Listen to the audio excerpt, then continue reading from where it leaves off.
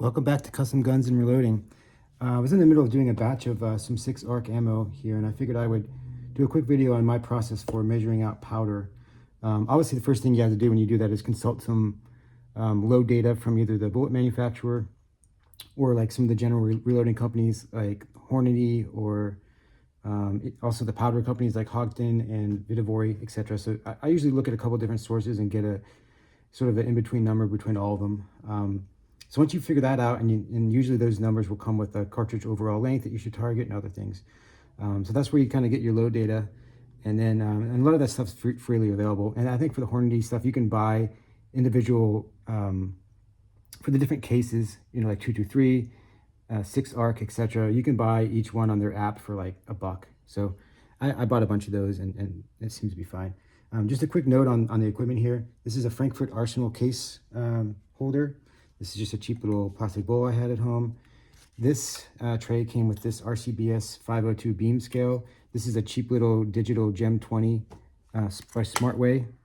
I like this because it goes to the hundredths of a grain. This is a Satern powder funnel RCBS check weight set.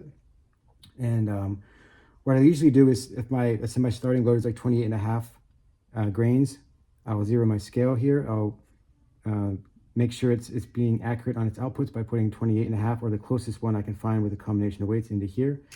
Make sure it's as close to accurate as possible. If not, then I can usually recalibrate it using these calibration weights, and then it'll get a little bit more accurate.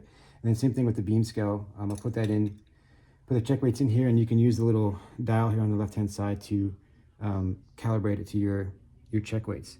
Once all that's done, I will start weighing out. And one other thing too, this is a powder scooper from a Lee scoop set. So I usually have one of these in each of my reloading cases. Like there's one, like for example, 6 ARCs, the 1.9 cc scooper is pretty close to all my loads for 6 ARC.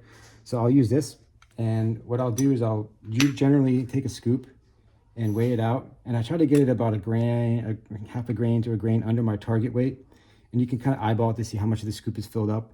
And then what I'll do is then I'll put it over here, and I'll slowly trickle it up using this is a Frankford Arsenal, so you can't really see it, it's a little off camera. Frankford Arsenal Trickler. There we go, right there. And then slowly trickle it up. Make sure you get your head level with the indicator on the level. Trickle it up slowly, and once the lines line up, I'll then put it back over here on my digital scale. Just do a final double check, and usually it's within plus or minus 0.02 of a grain of my target weight, which for me is more than good enough. And then I'll take my powder funnel, put it in my case, like so.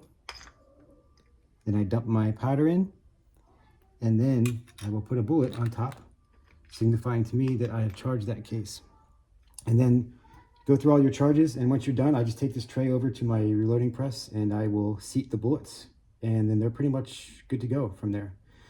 So that's a quick overview of my process to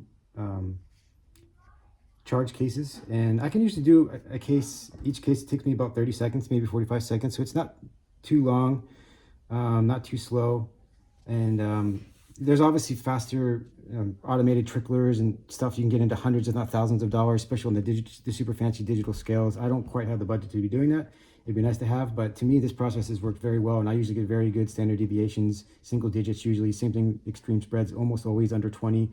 Obviously, that depends on the quality of the brass and stuff like that. But I found that between the beam scale and the digital scale that goes to 100th of a grain, you can get pretty consistent charge weights in each case. So that should do it. Until next time, thanks guys, I'll see you later.